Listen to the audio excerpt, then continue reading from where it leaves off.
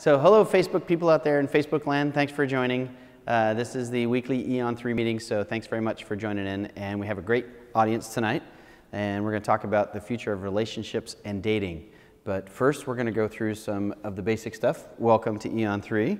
Glad you guys all made it. We'll give you a quick overview. So AEON3, for those of you who don't know, is about the coming third age of mankind. So from my way of thinking, there are three ages to man. The first age lasted for a very long time, hundreds of thousands of years, and it's when mankind was really subordinate to nature. Man lived and died as animals. We ran when thunder happened, and we ran when fire happened, and we just died. That was pretty much our role in life. It was very difficult for mankind to move forward. There was no writing. There was nothing that we would recognize as the modern world. Most people in this time lived as animals. The second eon of mankind occurred around 3,300 to 3,500 years ago when man began writing things down. And there was a change all of a sudden that happened pretty much all around the world in about a 1,000-year period where we went from being animals to writing things down all over the world all at once. And that brought us into the second eon. The second eon I call the information age. Lots of people have different names for it, but it's the writing and storing of information has allowed us to build the modern world. There's a lot of different theories on why it happened. The general consensus is we don't know why it happened. We think that it was due partially to environment, but there's also been times before that where the environment was favorable. So it's a very strange moment that took us from the first eon to the second eon. We're still living in the second eon. We're getting to the end of that time frame, in my opinion. We won't be able to stay here much longer at the end of the second eon. Writing things down and communicating and storing information has a definite time frame. When you learn enough, you realize that you're going to get wiped out if you continue to stand here, which is what we're already beginning to understand about ourselves. We have to change some things and move to the third eon. The third eon is when mankind is no longer under nature. Man is not controlled by nature. We can leave the planet. We can do all kinds of things that are not possible as our physical selves. We have to change physically. We have to change intellectually. We have to change culturally, and on and on and on. So the third eon requires a lot of contemplation to think about how do we move forward into that technological future. So the short version of all that is these are lectures about how technology is changing the scope of humanity. Make sense? Okay, good. Cool. Then I did my part. We have some great sponsors, the dock, HB, who lets us use this space. I also own the dock, so I'm letting me use this space, which I appreciate of myself. Thank you, me. So the dock is great. It's a great meeting place. We have lots of meetings that happen here now, lots of meetup.com meetings, lots of Eventbrite meetings, and there's more joining all the time. So if you just go to meetup.com and type in the dock HB, you'll get all of the meetups that are meeting here currently. And then also Blue Flame Coffee, who makes our coffee. And of course, to Hans from Pixel Mova, who does all of our video editing and sound editing, who's back there. And remember to give Hans a big hand. Yeah. I like that. It always makes him blush, which I think is really funny. So, okay, tonight is relationships and dating the next 100 years. So as always, before we launch into the next 100 years, we have to go back to the last 100 or 200 or 2,000 or 5,000 years and catch up to where we are today, which can sometimes be an extremely painful experience. I would say almost all the time is an extremely painful experience, and by the end of it, everyone is genuinely depressed. So this probably won't be a lot different as we go through this.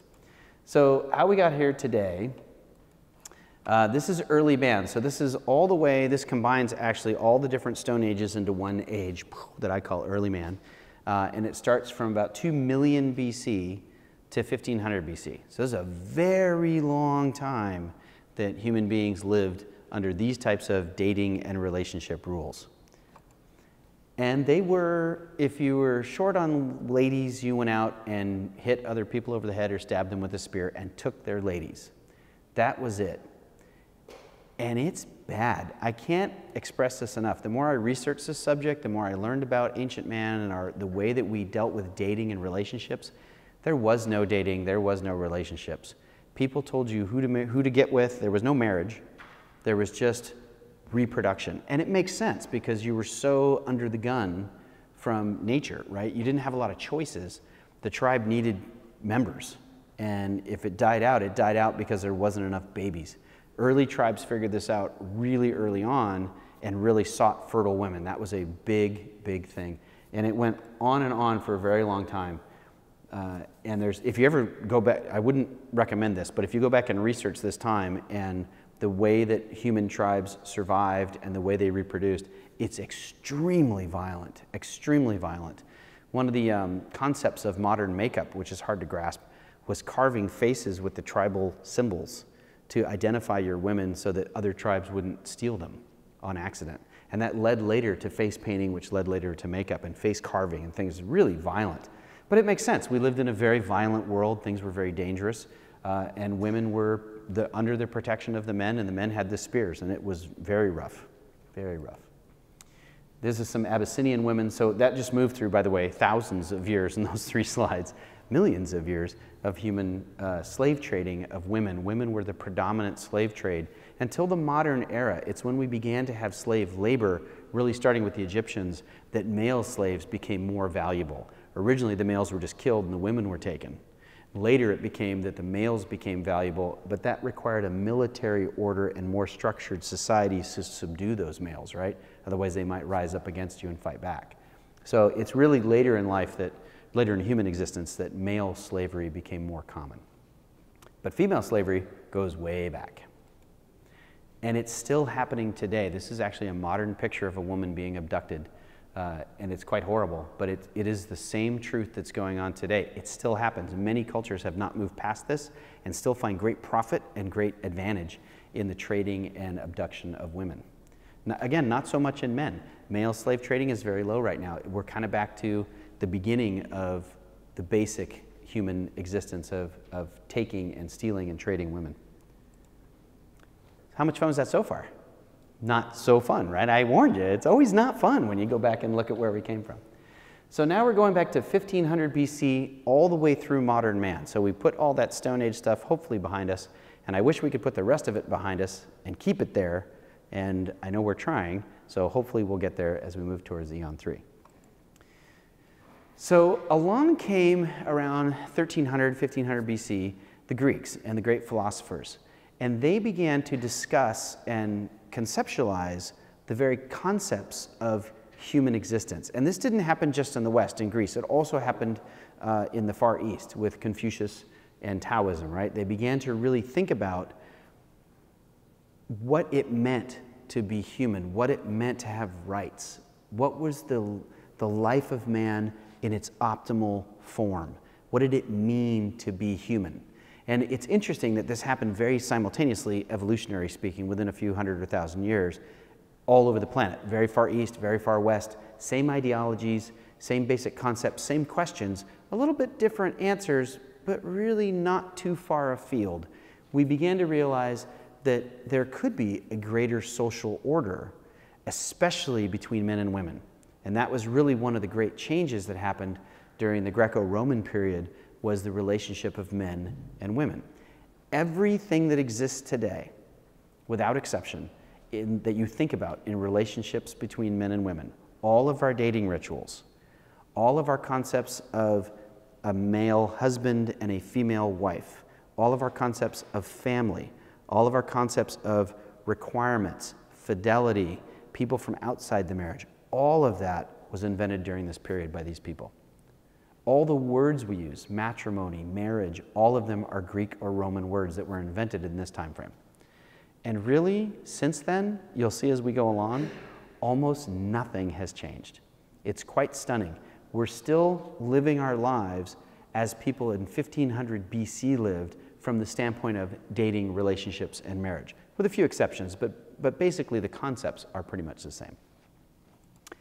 So this is an ancient piece of Greek pottery from a wedding. This is the wedding of Phrixus, by the way. And that's his wife on there. And they would go to the wedding in a chariot, right? In a limousine of some sort. And then they would have a party afterward. All the concepts of modern marriage come from ancient Greece. The whole wedding ceremony, everything. The gods they worshipped are very different, but the result is the same. This is an ancient Roman wedding. And you can already see it, it's very similar. There's an orator that tells them these are the rules of marriage that you have to live under in their society. And then there's offerings back and forth between the two families, which today we do with rings, but back then they did with fruit or meats or other things. And then the families would be joined. The concept of the families joining together is a very Roman ideal and very important when you look at modern dating rituals. It's one of the things I've always wondered since I was a boy. Why does the woman take the man's name? Why does that happen? Why does she become part of his family and not him become part of her family? And it's bizarre. It doesn't make any sense in our modern world, and it hasn't for hundreds of years. And it's because it goes back thousands of years when that did make sense, because the bride was less valuable than the son economically, because men were the ones that joined the army and made business and made money. Women were the ones that married and raised children.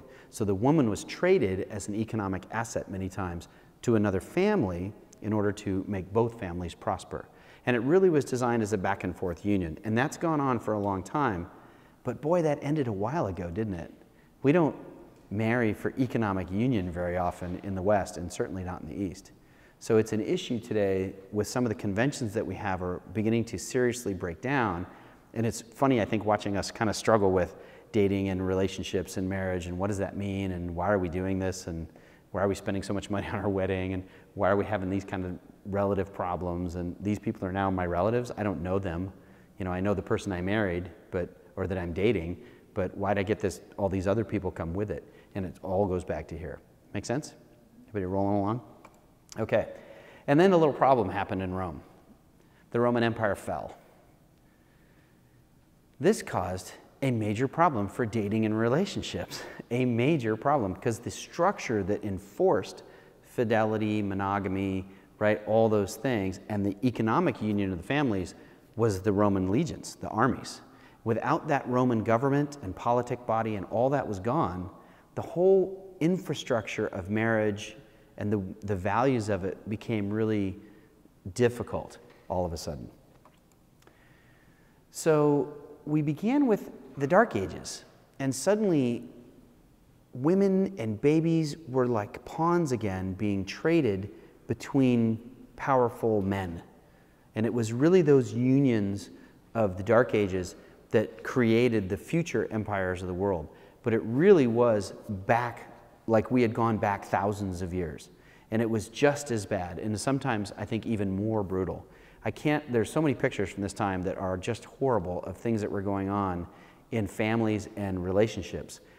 Young women were really under the power of their lord, right? And the lord determined everything that happened to you, who you could marry, where you could go, who you could have sex with, and most times you had to have sex with the lord before you could go off to your husband. You guys saw this really well represented in the movie Braveheart, right? Where his love of his life is suddenly like under the power of some English lord. And it was terrible. It was terrible. The Dark Ages is where all this started, and it got progressively worse as time went on.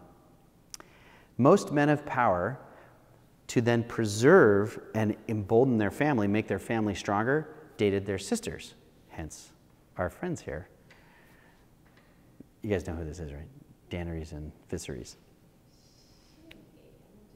No, she didn't in the show, but it's a very common thing. It's the most common marriage between Dark Age kings and even up to medieval kings was their sister. Very, very common. A lot of the old English kings married their sisters. Very, very common, because remember in the Dark Ages there was no real good communication system between the different kingdoms. We've talked about that before. And what came up between the kingdoms that allowed them to communicate to each other? The church, the priests, right? So this was common. So one of the problems with this was this reduced the power of the church to have pressure over kings, because kings could marry interfamily and their family line would go on. This is really where we get the family line ideal. The lineage ideal of kings and queens came from this time frame. Make sense? Egypt too, is exactly. And it's an old idea. It's an old idea to marry interfamily. And it really, during the Dark Ages, was kind of the only way, because your family name was how you hung on to power, how you clung to power.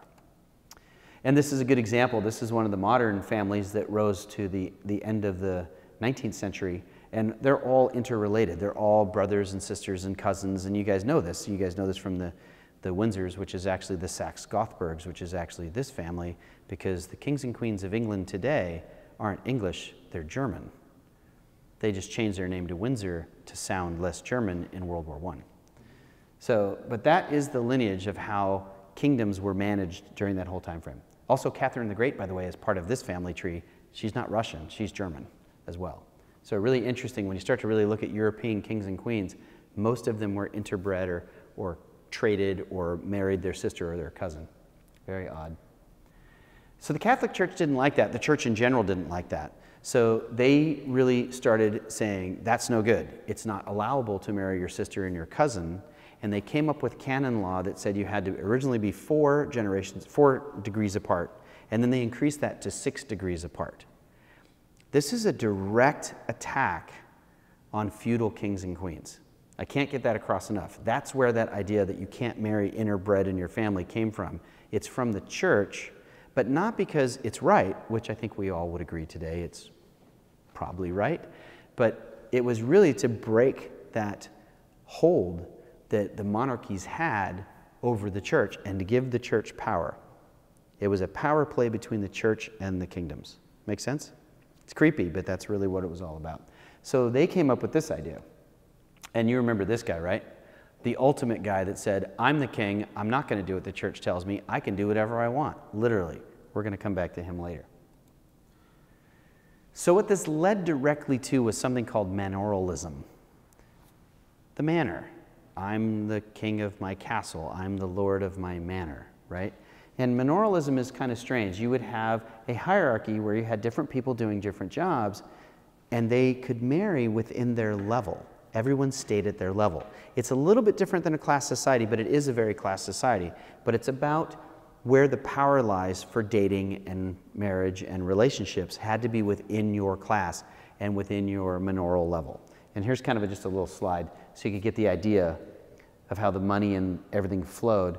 But people stayed within their groups. You weren't really allowed to go up or down within these groups. And if you crossed one of these, you ran right into the church and typically both right into the government. You ran into both. It was bad. But what it meant was that the church ordained that merchants and farmers and craftsmen and peasants and serfs within their group could all form their own dating relationships, their own bonds, make their own marriage vows, and that the church would ordain them. And same things within the knights and the vassals, same things within the nobility, and same thing within the monarchs, except they encouraged the monarchs to be 6 degrees of separation, which is very hard if you're a monarch, because later in history, most monarchs are not 6 degrees of separation. The winners won, and that was kind of the end. So the feudal pyramid of power is interesting, and at the top, you'll notice, is the person that ordains all these relationships is the church. So the early Middle Ages was terrible. It was violent, it was brutish, and if at any time within that level, anyone above your level or from another kingdom wanted to come in, they could just take everything you have, and it was kind of like we were back at the very beginning. They could take your women, kill your men, put your people into slavery, depending on how powerful they were. There was no really good organization militarily or culturally. So dating relationships was tough. It was tough. You could have a great, meet a girl in the local village. You guys get along great. Your parents say it's cool. The church says it's cool. You get married. You get your own house. You have your own manor. And then these people come from faraway lands, and they murder everyone, the last one of you, and take your women. It was just like that. It was terrible. Terrible. So that wasn't very much fun. So then along came this guy. Now this guy said, okay, the church is using this as a power tool to control kings, to control monarchies, and to control all of the economic aspects of all of the land. And this was what led directly to the Reformation, right? So how do we break the church's control and allow people to have control of their own dating, who they want to get married to, who they want to talk to, who they want to be with? And he kind of agreed a little bit with Henry. And Henry VIII is an interesting guy. Of all the people in the modern world that our modern world is really built on, it's really built on Henry VIII. Our concept of being able to get divorced and that being okay. We can choose when to get divorced, not the church. That was Henry that came up with that idea. Now, he did it in a rather wicked and terrible way, right? And then when he was told no, he found ways to just murder his wives. But he's the guy that came up with the idea. And you can see that Luther disagreed with his annulment, but he also agreed with the concept that you should be able to choose to end your marriage. So Luther really wound up in a kind of a weird, I agree with you, I disagree with you, with Henry. But these ideas spread around. This is something I just stole from another slide. But it got so bad that England split from the church completely. It created its own church. It separated out. The successors were going to fight over England's religion. This went on forever. The whole Spanish-English War was about this later in history. And this really went all the way through to the modern Ireland wars, right? This went on and on and on and on. But it's pretty much over now because we've kind of settled down to, if we take the idea of monaralism and we mix it with Lutheranism and Calvinism, we're kind of okay with that kind of modern set of rules, right? That's kind of what we have now. And then World War I happened. And World War I, it's just a big jump. Nothing really changed during that time. We fought a lot of wars about who gets to marry who and who gets to be with who, and it was all very boring and tragic. But it was really about the church's power over kings and the king's power over church, right? That argument lasted, and that led to World War I. World War I was still about kings versus kings, right? Who's right to choose? Who's right to do this? Who's right to go where? Who's right to cross a border? Can you marry within your country? Can you date outside your country, right? World War I brought people together for the first time across national boundaries into the first true global war. And interesting, it started with marriages. People started marrying across their national borders. That was a mess. I can't even express to you what a disaster that was, because nations just hadn't ever considered the legal ramifications. You might notice that we're still struggling with this in the United States of America today when people marry across national borders. We don't know how to deal with it. And God forbid they bring in a child or have a child while they're here if they're not U.S. citizens. What does that mean? We clearly don't have the answer to this yet. It's a mess. And that really started in earnest in World War I, which is why I pointed out. After World War I, things got a little weird. Women's suffrage happened. Women started to want the right to vote because women felt, and I think correctly, that men had led them into World War I, that World War I was a male-led war. Women could have prevented it. There was no right for women to be a part of the national conversations that led us to this giant war where millions of men died, right? So it was kind of frustrating for women. So women's suffrage came out, and a lot of other things led to this. Women were starting to feel like they should have a voice. And this is an important moment in the shifting of power between men and women, which you'll see as I continue forward is a theme of the modern day, right? And this is when it really began to shift towards this. And this looks like you could put this poster up today in a downtown anywhere rally and it would fit, right? They just all be wearing pink cat ears. But other than that, it's the same poster, right? Women's suffrage during this time, I can't express to you how much men drank. It was a disaster, and I say that as I'm having some coffee. Or so you say. It's coffee. So men were terrible drunks in the 20s and the turn of the century, really the turn of the century through the 20s. It was terrible. The average amount a man drank was stunning. He would get up in the morning, get drunk, go to work, go to lunch, get drunk, go home, get drunk, go out to a bar, get drunk, come home, get drunk again. So most men, and this is global, were just drunk all the time, just tanked all the time. I can't express to you how much men of this time frame were drinking all the time. It's impossible for me to get across to you how much men were drinking. And because of the amazing amount that men were drinking, that started the temperance movement, which is different from suffrage.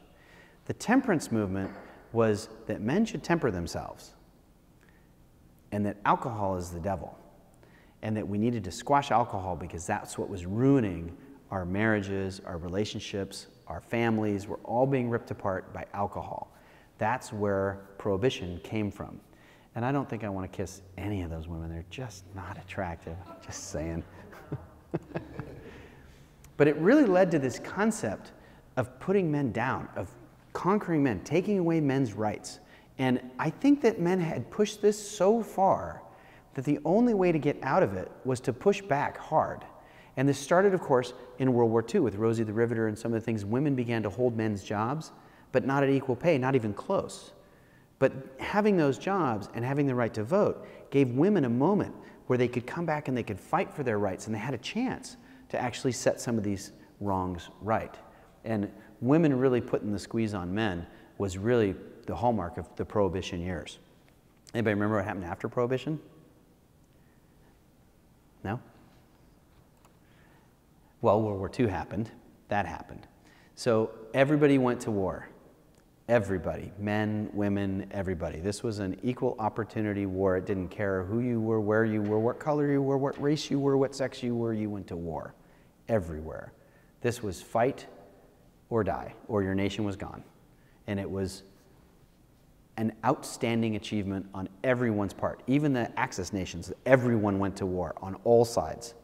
It was catastrophic and also quite amazing from the equality that it drove, not only between sexes, but also between race, right? And another thing happened. Nations that had never left their borders, the United States, began to mix with people from all over the world. Young men and women all over started meeting each other in this new kind of open, nobody watching, there's no church, there's really no governments, there's a military command, but really that's it. And when your time's off, you're off and you can do whatever you want. And they began dating in earnest globally. And I think even the war brides of World War I, it was still kind of a very European thing. The US only came in at the end. It was really World War II where we began to meet each other, men and women, on a more global scale. And really quite fascinating. So, anybody recognize that boat? The Great Boat. That's the Queen Mary, right, coming back. She's in New York right there. But what you probably don't realize is that what she's doing here is delivering war brides. The Queen Mary brought back thousands and thousands of women and babies to New York and to Long Beach Harbor that were brides from US soldiers that were left in Europe in World War II that wanted to come to the United States. Thousands and thousands of them. The deck is literally covered with women. And the entire center section of the boat was a giant nursery. All the big ballrooms were nurseries. That must have smelled really bad coming across the ocean. Here's a little closer picture. This is actually on the deck of the Queen Mary of people actually coming off and the brides to meet their husbands. Very exciting. So reuniting families that have been separated for months or years because of the war. Really big endeavor. And it really is that first kind of globalization marriage idea that you could meet somebody halfway around the world, date them, and then bring them back to your home country. Really a strange idea. That, I mean, if you think about all the things that led up to this moment, no nation in the world would be on board with this, right? It violates everything. Women are the future, you know, babies and labor and people and birth rates, that's what we care about. But we'd kind of moved past that. The nations had gotten to a big enough size, the industrial age was happening, and nations were not so concerned. I don't know why we're so concerned today, but maybe we'll come back to that. So when everybody came back from World War II, it was a promise. You were going to get to settle down, have a house. You guys remember this probably from the Future of Housing. And it really was. The 1950s was just a beautiful moment, the early 50s of family time. Everybody settled down into little suburban homes, had some kids, put a car in the driveway, hopefully a Buick, maybe an Oldsmobile, and just settled down and lived as families. It's one of the most peaceful times from a family dating cultural time, and it's that beautiful, like, Back to the Future time, right? The early times with Marty and those guys when they're out there and they're like in the soda shop and stuff. It was just a beautiful time to meet somebody, settle down, date, and have a family. It was just great. And then what happened? Well, the late 50s happened. Men began to be more prosperous. They became a little more madmen, right? And the subjugation of women kind of took a turn up. The cocktail generation is what I call this group. They really, and my family is, my father's, of course, from this generation, right? They would go out, drink in the morning, drink in the afternoon, drink in the evening, abuse their wives, have cocktail parties. Women were supposed to do what they were told, and it became much more male-dominated, right? The men were trying to take back that power. So what do you think happened? Women's liberation movement in the 60s, like a rocket, right? What choice did we give them? No choice at all. There was either subjugate or fight. And this led right to bra burning and the whole explosion that then led to the 60s and the whole like explosion of concepts of men and women's relationships and what our roles are and that they should be more equal. And I think this is one of the greatest movements of all time in relationships and dating. It changed everything. It changed the whole concept. There was a lot of drugs involved. Okay, that's okay. But this is where we wound up. So here we are. And what's interesting, if you think about that picture of the women fighting with the man, right? We're kind of still in this moment. Oh, before we go to that, did you know, this is an interesting thing. After all that yin and yang, right? Fighting between the sexes. This is a true story. The male Y chromosome is disappearing. And we estimate in the next few 100,000 years, which is a long time, that the Y chromosome will completely vanish from our chromosome structure. And it's only happened in modern times. Sorry about the picture of Vladimir Putin, but I call him Vladimir dun dun dun Putin. It's interesting that, you know, that we're genetically changing, we're physically changing. Sure. You got to use the microphone, otherwise poor people on Facebook can't hear you. Hi, Facebook people. Are you saying that men are being born without the Y chromosome? Yes, it's going away. Yeah, it's going away. What chromosomes do they have? So it turns out that we don't necessarily need the Y chromosome. It is one that drives maleness. It drives a lot of masculine activity, but it is not necessary to determine male and female. It is what does it today, but if men don't have it, then it's just random. So it's interesting. And it is a question on male versus female gender roles for Homo sapiens. Are they necessary going forward? And the answer to that is, I don't know. We're different now than we used to be, right? We're not that uber, you know, very manly male, that super masculine male. And we're not that very vulnerable female. Our roles have changed over the last few thousand years very dramatically. And that's one of the reasons I took you through this path, is so that you understand how much those roles have changed. And it's not just women that have changed. Men have changed as well. The whole metrosexual idea of a man, right? Men are not allowed in any context in the modern world to be masculine. The male ego, the male things that we look at as common in history have no place in the future world. And that's going to change men. There's no way that that doesn't change us, right? And the female role of being subservient and only dealing with children and only letting your brain deal with certain aspects of life has changed totally. And that's going to change women genetically. It's going to change us, right? Because you have to deal with a different environment. This is a very different environment for dating and relationships and marriage than has ever existed in the history of human existence. And as you go forward, it's going to change more, right? So trying to get to where we are now. You guys see the difference? So that's just a little side note that that's actually happening. And I think it's interesting, and I think it's kind of obvious when you think about, you know, where we've come from, where we're going. It makes total sense. So here we are today. We're still male and female. We still need each other to make children, right? Otherwise, the world gets to be a smaller place. And we have some problems in our relationships. For the first time, really, in world history, the idea of the Greco-Roman marriage is beginning to fail.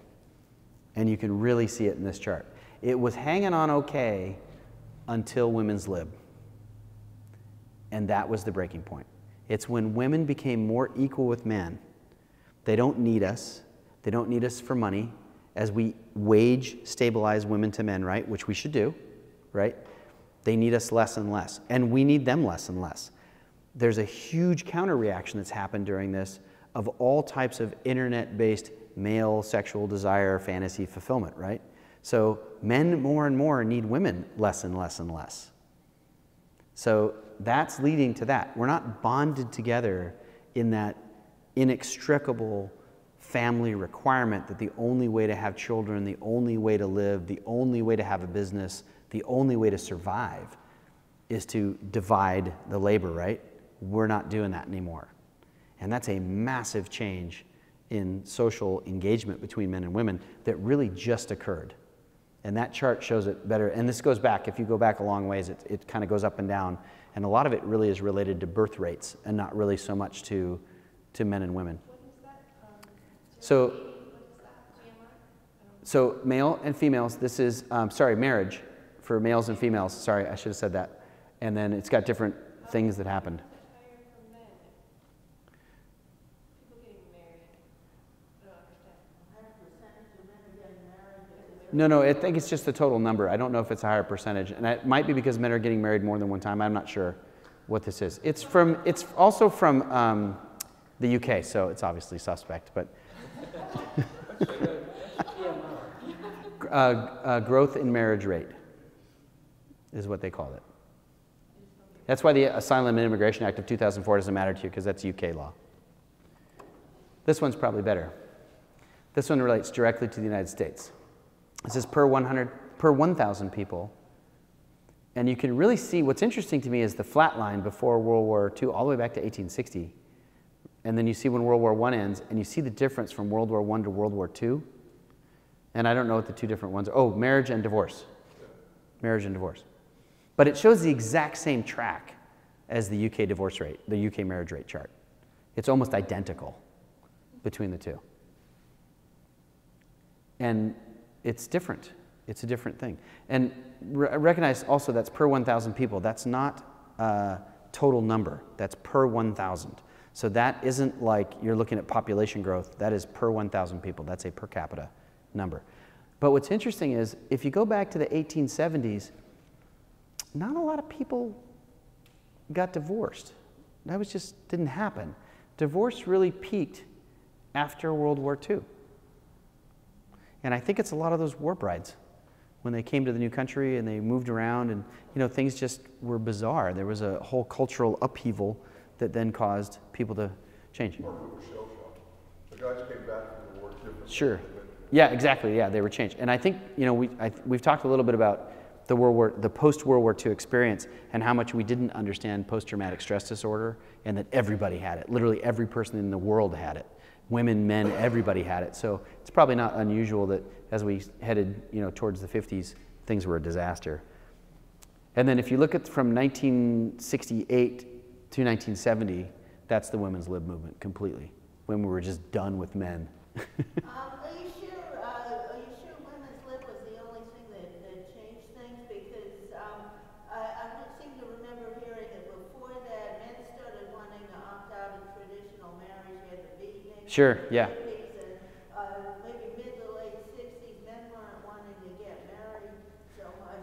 Interestingly, so the question was, is it more than just women's lib, right? Is it also men wanting to opt out of traditional marriage? But if you look at the marriage rate during that same time, it skyrocketed, as did the divorce rate. So during that time frame, people were still getting married at a fast clip. It's that the marriages just weren't lasting. People were getting married later for a couple of centuries, really, and then the 50s were an exception. Mm-hmm. When people got married earlier, and then the trend went back to later marriage. Yeah, definitely, absolutely. So, and today we are getting married later and later and later. That's absolutely true. But there's no way to misunderstand. We're way below the marriage rate all the way back to the 1860s. Isn't the divorce rate down now? The divorce rate is down now, yeah. And you can see that the divorce rate's going down, but the marriage rate's going down. So it's the difference between this kind of baseline number per 1,000 people, and this goes way back. And then that would be here, right? Around 1995. And then this is interesting. This tells me the institution of marriage is no longer attractive to human beings in the West. And it's the same in Europe. We're seeing similar trends there. I don't know Eastern trends. I don't know how that's affecting them, but I would imagine that where we go, they will follow, right? Because as they partake in the same type of world economies. And it makes sense, right? Women don't need men. Men don't need women. When we get frustrated, bored, or upset with each other, we can shift off. There's a lot of things going into these numbers, and it's hard to really say what all causes them.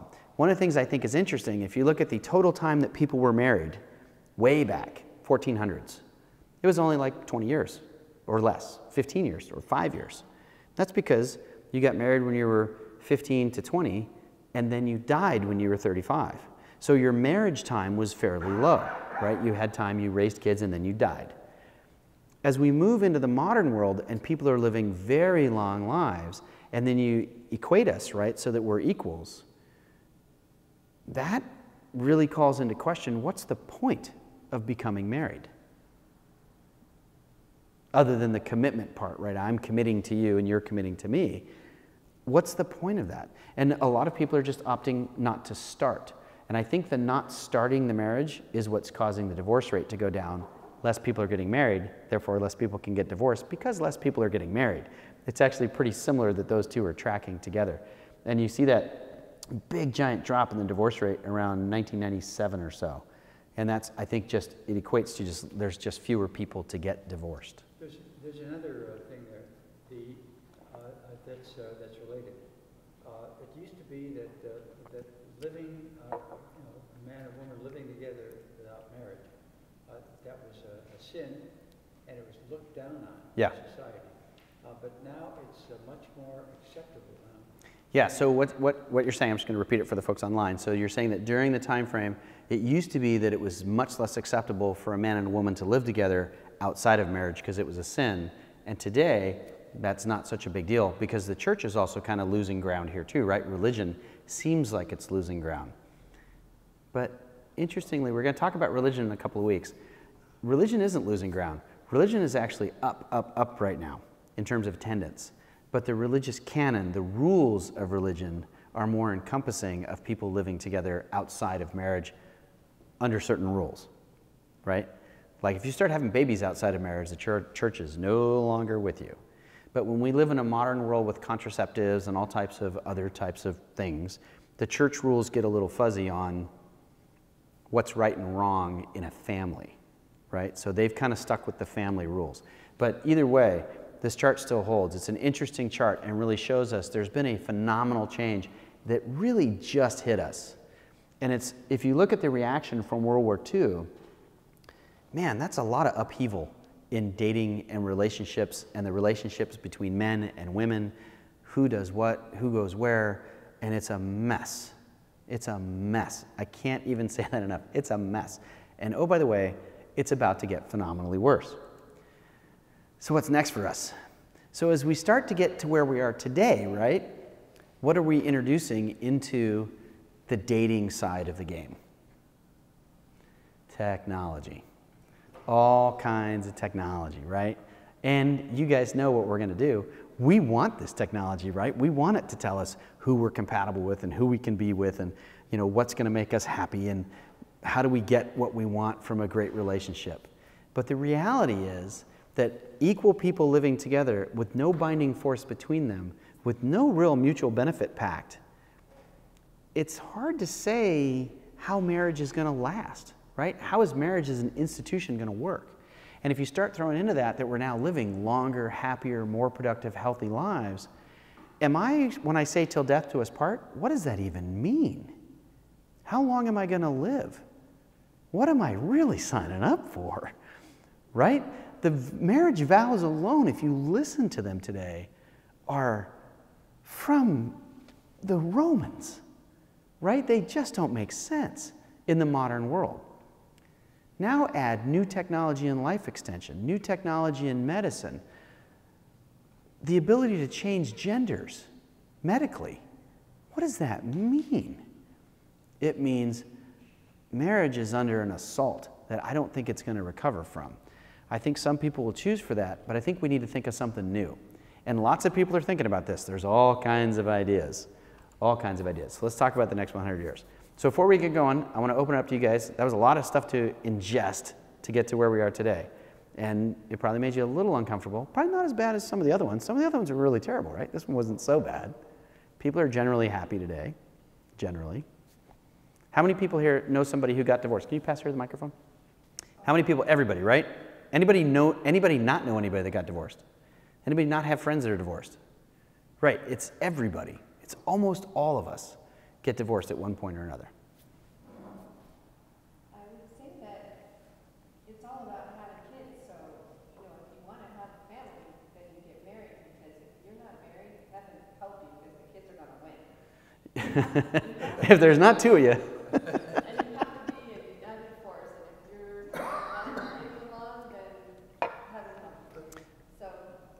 Yeah, that's an awesome point. I've seen, and I know you've seen this too, we've seen so many couples where the parents aren't a united force, and the kids figure that out right away, and it's an epic disaster. It really is tough. And think of the psychology of young people today, that the world they grew up in is the world of that chart, right? And how fast that happened. And they're still being taught in school and stuff, this is the way the family should be. Our pictures on TV are still very Ozzie and Harriet-like, right? And it's starting to change, where things are a little more fluid, but not really. And we're perpetrating that myth because we want it. We want that it only happened for a really short time, that like 1952 house with the Buick in the driveway. That was what we want, but we don't even want that anymore, so. It seems that people still aspire to marry, to raise children.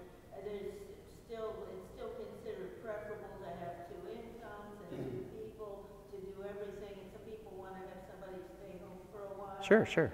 There's still some of that division of labor, and there's also mainly, it pretty much takes two incomes to raise kids with good schools. Yeah, absolutely. So one of the things that happened right at the end of World War II. They marry 5, 10, 15 years at least to raise. Exactly. And then whatever, right? Maybe it doesn't last forever. Also, a marriage could be same gender. Yep. And I don't see that as much of a tragedy as some people do if not every marriage does. And the numbers are with you. So a couple that gets together that stays married during the raising of the children time frame has better children. There's no question the children are better. They're more stable. They're more confident. They're just in every way better. After the children are raised, it doesn't seem to make much difference if the parents kind of split apart, because you're right. It's about raising children. Both of you are right about that. It's also interesting that it doesn't seem to matter if they're similar genders or not. A same gender couple, as long as there's a couple that manages the children, has very successful children. Those children tend to grow up and be more confident kids. It's the single parent raising a child on their own tends to struggle. And it doesn't matter if it's a man raising a child or a woman raising a child without two parents. And that's an interesting problem because it's not a gender problem. It's not a role problem. It's an attention problem on the number of hours you're spending with the child, how engaged you can be with the child. And in my marriage, we've had the great luxury that Carrie's been able to be very engaged, or I've been able to be very engaged, depending on our division of labor. And we're always very engaged with our children, and our children have grown up wonderfully. But if I was trying to do that on my own and run a company and be a person and have any kind of life of my own, there's no way I could have given that kind of time commitment, right? And it's worse when you're dating when you're a single parent, because then you have people coming in and out of the relationship, right? Which has got to be just a mind bender for kids, right? Are they in charge? No, they're not in charge. They're going to be gone next week. The last 3 were gone. So why do I think this guy's or girl's going to stay around? And we've all seen that kind of meme in movies, right, where they really play off that relationship mess. So yeah, I do think that marriage is a lot about the raising of children. I agree with that. One of the things that is being bantied about now for the next 100 years is a marriage contract, where you actually sign a contract and you say at the beginning of the marriage, I commit to you, not till death do us part, but for the next X time frame. And if the plan is to have children, then because we've decided to have children, we're going to plan a 20-year marriage contract.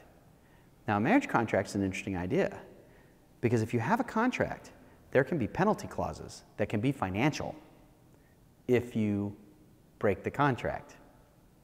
Like if you get caught in a marriage contract having an affair, that other person might be able to garnish your wages for 10 years as part of the contract. Think about that. What would that do to infidelity? It might change it. It would be like fault divorce, bringing back fault divorce. It would be, yeah, like fault divorce, exactly, bringing that back. But there's lots of ways we can change this concept. We just have to start thinking about things a little differently. And as we start to live to be 85, 105, 150, longer years old, the concept of a till death do us part marriage becomes very difficult, very difficult. Well, there's a couple of things that come to mind. Number one, when the Greco-Roman time, death to us part, as you mentioned, was not a long time. Yeah, if you made it to 35, you did good.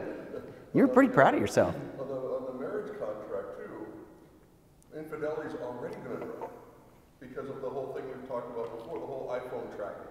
And Yeah. and you know where they are. So Sure. it's a lot easier to find out if you're unfaithful than they used to be. Sure. And to some people, fidelity is a really big deal. To some people, it's not. To some people, you know, I don't care. And this is a marital concept right now, is being able to have outside the marriage partners that live with you, where it's part of the family, but it's not like a family, it's not part of the insular family, it's just someone that I hang around with every once in a while.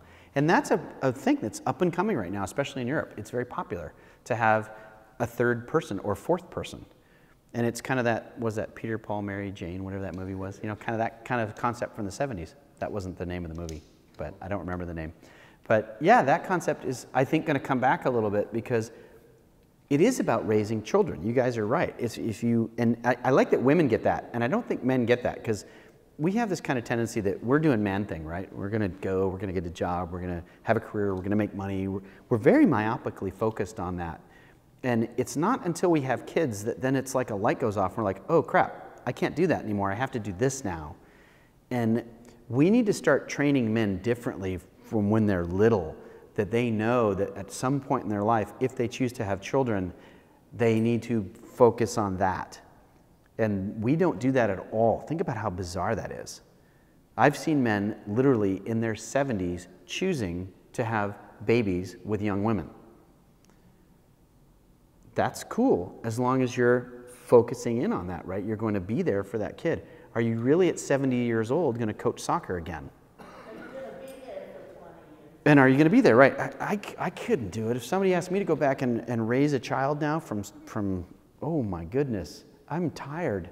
I'm an old man. I don't think I could do that, right? I certainly am not going to go back. I coached soccer for 6 years, and I was young when I did it, and I loved it, but there's no way I'm going back and doing that again.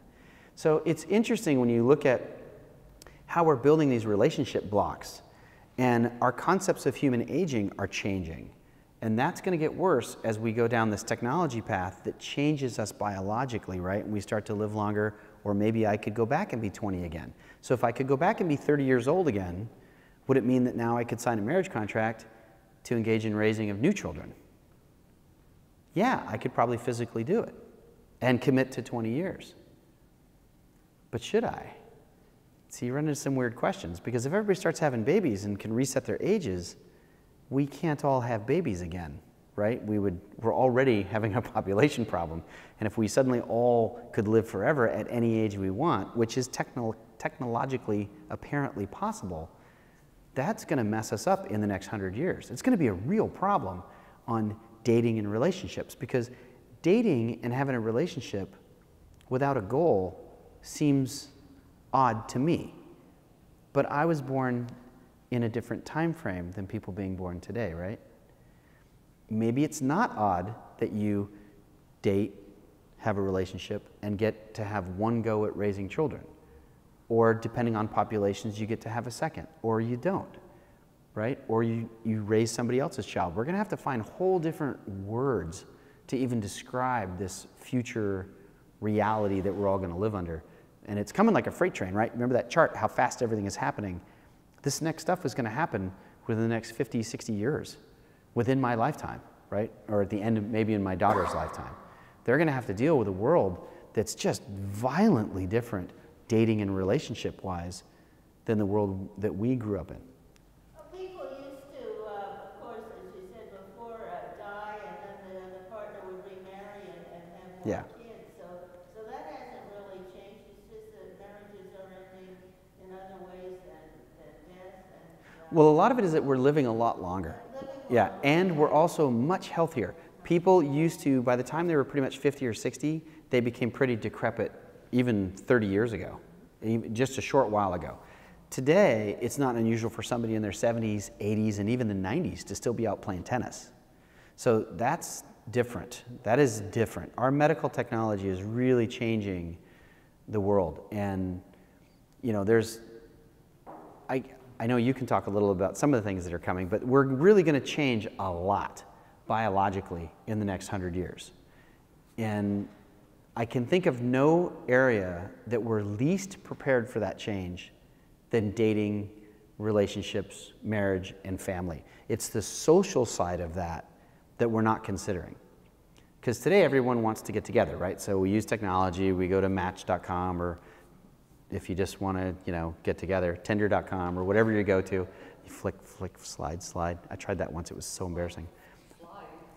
Swipe, sorry, I'm a dating idiot, because I'm married, happily married. So I watched a buddy of mine, Charlie, go doing the thing, and I'm like, what are you doing? And he's like, nope. And I was like, that's so shallow. And he's like, yeah, but I'm not even going to start if it's not like of a certain level. And then I saw a gal doing the same thing with guys. And I'm like, what are you doing? And it's mind-blowing to me to ever choose your mate just by vision, right? Just by the picture of them without knowing them. And obviously that software is not going to last very long, right? You guys have all seen the Black Mirror episode where it does the simulated self. Some of you have. And that simulation technology where it's simulating you and then simulating another person based on what it knows about you, and then through simulation and big data is picking people that you're more likely to be happy with. That's what's going to happen, right? AI is going to have a huge impact on this, as is big data. As we start to record everything we do and everything we say and everybody we meet and everywhere we go and everything we eat and on and on and on, the amount of data that can be gathered and mixed together to find you someone that you'll find interesting, right? That's a perfect AI algorithm. It's perfect. Human relationships, we're going to need our AI partners, and I can see within 25 to 30 years us being completely dependent. Can't say that enough. Completely dependent on AI to meet another human. Think about that. Completely dependent. The odds of you meeting someone randomly and form a serious relationship with them will be essentially zero. Because no one will do it that way. Because why would you? You're just signing up for a life of pain and misery. That could be a plus, though, if you're, as opposed to counting on meeting somebody wherever, because you go someplace, say you could come to things like this and meet people, and oh, this one's married, and that one's married, and that one's not in. It's such a waste of time. Well, it's one option, but much better. we used to have matchmakers. Sure, yeah. So that's happening all And we still do. There's still all that going on meetup.com. Like, a lot of the meetups are singles groups and birds of a feather groups, and we're the people that like to hike in the desert group, and we're the people that like to take off our clothes and romp around Denver. I don't know why Denver does that, but it just came up. Sorry, Denver. I didn't mean it that way. But it is. We still do it that way. And that's the challenge, is that when you get the grasp of where we've been, which is why I dragged you guys through that mud, and you get to see where we're going, you see that there's a problem between the two. We are deeply rooted in our dating and relationship past, and how we meet people and how we talk to people and how we even open the door, right, is based on all that crap. And that's a mess. And it's not taking us where we need to go, right? Where we need to go is I need to be presented with people that are in my moment right now, that are looking for what I'm looking for right now, that want what I want right now, and for the next X time frame. And that will change as we go through our lives, right? And one of those moments is, I want to settle down and have kids. But then after that moment, should you stay together? But this requires a much more adult conversation between adults that is different than the way we've traditionally done it, where we stay together for till death do us part. What about the whole pheromone thing? Because AI doesn't seem like it would be able to tell compatibility. It can tell you logically what might make sense, but the whole, get people in a room and just see who you're comfortable with doesn't. I don't know that AI can do that. Come on, Dylan, come on. I'm just listening. That's okay. I don't think it can. Yeah, so it's a good question. Human attraction is different than machine attraction, but it is possible for machines to sense those pheromones, right, and to understand these people like each other. And could be. It would depend. If you were looking for a sexual partner, absolutely, right? If you're, that's sexual attraction. Sexual attraction is not related to relationships and dating, and certainly not to marriage and the raising of children. Sexual attraction, if we depended on that for the future of the world, wow. We used to. and it didn't work out well. It was bad. Sexual attraction is just, you know, literally a man going, she's hot. It's the swiping thing, exactly, just massively, yeah, just massively forward. Attracted to you, okay, we've matched. Yeah. Do you want to hook up? Yeah. Do you want to have sex? That's the thing, if that's just what you're looking for. Yeah, and it's the whole relationship, you don't start with that. absolutely, and it's a very difficult way if you're trying to accomplish a relationship, right? If you're trying to accomplish something in the relationship. And I think that's the difference. And when we look at the next 100 years, we have to more think about a relationship.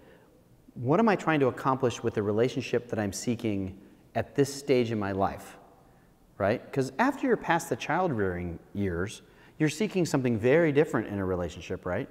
We've seen a lot of people, you know, that are older folks that come to this meeting, and they're lonely and looking for a relationship, and they're looking for something very different. And each one of them, I also find, is looking for something different than each other, right? They have the same problem of finding matches within their peer group as well. So age makes a difference. And as we begin to reset ages, if I suddenly was 30 again, right? I could reset my physical age to 30. Am I 30? Am I going to date a natural 30-year-old or 24-year-old? Can you imagine? You can try. I've tried standing in the room with a few of them, and it's hard, right? The stuff that comes out of their mouth, they're different, right? They're from a different generation. They're from a whole different world than I'm from. And it doesn't matter what you physically look like. It matters what you're seeking as a partner in that moment in your life. And that's something that we're going to carry with us as we go down this next path. We really need to be better at defining what is it that I'm trying to get out of this relationship right now, and then better at communicating that. One of the things that I see breaking down all the time with modern, you know, I would say current humans, is one partner's here and the other one's over there. They were together and their paths have diverged, but there was no communication that ever went on. And they think they're still together, but they've been apart for a long time. And they don't know. And then suddenly one of them just freaks and leaves, right? And the other one's devastated. And that's because of there's no like planning. We don't think in this way that it's okay to change our lives. It's better if we did it together, right? If we sat down and talked about it and said, hey, I want to go this way. Do you want to go with me? Or cool, if you don't.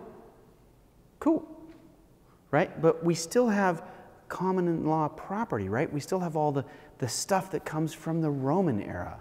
The way our ownership of goods and things and property is wired together is a mess when you start ripping these things apart, right?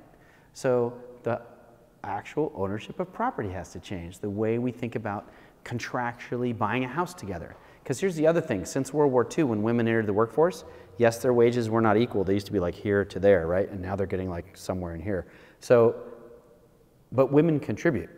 And of course, everybody realized that now people have two incomes in a family. So anything a family wants, now you need two incomes because the price went up, right? Housing is more expensive. Groceries are more expensive. Diapers are more expensive. Because there's two of you now, you can afford more, therefore you pay more. Which again, that single parent struggle, there's no way to be a single parent on a single income. It's almost impossible because all the prices have risen to the dual parent income, right? That's a mistake. That's pricing based on 1952, you know, little metered houses craziness that only existed for a short period of time. But that's what we're stuck with, right? The median house price in Orange County today is $523,000 in California, sorry, in California. 520, that's median? Holy cow. Holy cow, you know what the median salary is? 80,000. 63. 63. If 63 is the median income and 500 and something is the median house price, how many years, if you could save 20% of your income, would it take you to buy that house? Too long. Too long. You'd be dead before you, by the time you get it, you're dead. So that's a problem in raising families. It's a problem. When you start to think about these things, we have to change the whole concept of dating and relationships and what we want out of them. And we have to start by being honest with each other, which is the hardest part, right? Because we were trained, Ozzie and Harriet, right? We were trained, be married forever. We were trained, find a guy, find a girl, get married, be happy. That's what we did, that's what you do. That is wrong. That's wrong advice. I know wrong when I hear it, and that's wrong. It's wrong now, and it's going to get much wronger as we move into the future, the technological future. So the first thing we need to do, I think, is be much more honest with each other and have a more open conversation, which is what I'm attempting to do here. And then we need to start using technology to help us out with, where am I right now, right? What's my, flea index? That'd be something that, AI could actually tell you. The odds of your partner running away right now are like 90%, so be aware. So I just wanted to say something about Carrie. Yeah. When she mentioned AI, and like there are dating apps where it'll match you based on your responses to their questions, right? So it'll say, oh, you're compatible with this person 98%. And you think, oh, this is great. We have a lot of common interests. But the key is that you gotta meet that person, because what happened to me, I'll share. I met this person online, 90% or whatever it may be. When I met them, they're not who they really are. We weren't honest, right? Yeah. And they just put what was ideal, what was catchy, what was, gravitating people to them. You can actually look up on the web what to put in my dating profile to attract people. It's There's dating coaches, and Yeah. you watch their video, you're like, oh, he advised this or whatever it may be, and that sounds great. But that's why the key to dating these days with the apps and online is to meet that person ASAP, right? So a lot of trial and error that I've had is spending way too much time talking to someone. You're compatible online, typing, texting.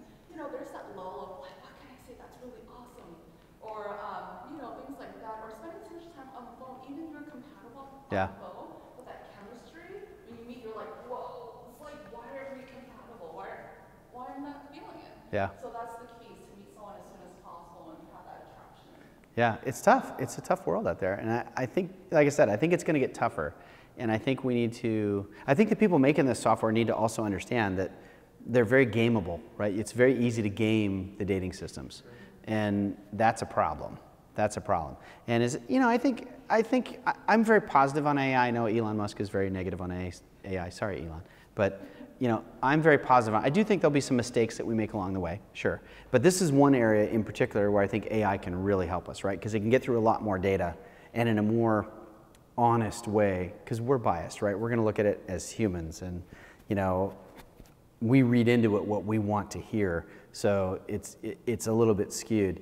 And a machine won't do that. It'll tell you right off, this guy's gaming you, right, before you even start. And oh, by the way, he's dated 27 other women in the last 6 months, and none of them stuck with him. So that honesty in gaming the system needs to start. And of course, the people that build those systems today build them for profit, right? So they are more interested in more people signing up, which is also a dangerous conundrum when you're paying someone to hook you up with someone that you want to be with. And I also find that men and women have very different objectives on these sites. And women and men and men, they're very different in what they're looking. And it gets back to that moment. What are you looking for right now? And I haven't really seen a site that really deals with that well. Sorry, Mike. There's another problem too that we've talked about before. AIs are logical. They will take the data and logically base it up. Yeah. And then us fuzzy humans get in there and mess things up. Absolutely. I think he's absolutely right. I'd say AI is all about how many boxes someone or something checks. Not Yeah. whether or not there's a match. Same way with dating, consumer type of algorithms that I've seen, even job applications. So I met a guy. Not telling us. Absolutely. So I met a young kid. He's 14 years, might be 15 years old now, at the last TED conference that I went to. And he wrote an algorithm that looks through consumer data and looks for people that are having issues with suicide. Thank you. Suicide. And it's brilliant. So the analogy he used was, so you go online, you look at this pair of tennis shoes, like these ones, right? And then you decide not to buy them, right? And then for the next 6 weeks, those shoes stalk you every site you go to. They're in the little window over here, they're in the banner on the top, they're down underneath, right? So we're picking up the cues that you're looking for tennis shoes, but the same technology can be looked for clues that you're thinking about committing suicide. And it's an interesting talk. So if you look it up, he's like teenage boy writes suicide, anti-suicide program. And it's a program that looks at your social data, what you're doing and who you're talking to and what you're saying and what you're doing, and then gives you a suicide index. Because it turns out that most people, when they're teenagers, when they're contemplating suicide, they do certain activities, they do certain things. They look at certain sites, they go to certain places, they say certain things. And it's not like, I'm thinking of committing suicide. But he used also the point that today, if you're thinking about committing suicide, what's your choice? Where do you go for help? The suicide hotline. Now, I want you to think how alien this is to a current teenager. You pick up a phone, you dial a phone number, you talk to a random person you don't know, and you tell them your innermost feelings about how you're thinking about committing suicide. That is not how current teenagers work. They live in a world of instant gratification, instant connection, instant everything, and this is from the dark ages for them. There is no modern suicide prevention system. And that's one of the reasons why he speculates, and of course all the other pressure on teens, that teenage suicide is skyrocketing. I think part of it is also, it's more complicated dating and relationship and gender. There's so much pressure on kids. And you're also not just competing with Jimmy in the class. You're competing with every kid on television, every kid on the internet, every Google, YouTube star. You're just constant.